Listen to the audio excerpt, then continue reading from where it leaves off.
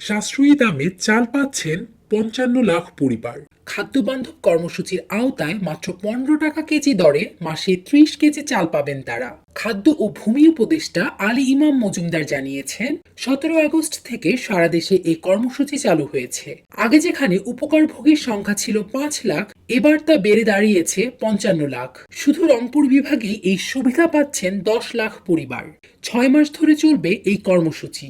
তবে অনিয়ম বা দুর্নীতি রোধে কঠোর নজরদারির নির্দেশনা দেওয়া হয়েছে প্রশাসনকে। চলতি বড় মৌসুমে দেশের সর্বোচ্চ পরিমাণ খাদ্য সংগ্রহ হয়েছে, যা লক্ষ্যমাত্রার ১০০%-এরও বেশি। রংপুর ও রাজশাহীকে দেশের খাদ্য ভাণ্ডার আখ্যা দেন উপদেষ্টা।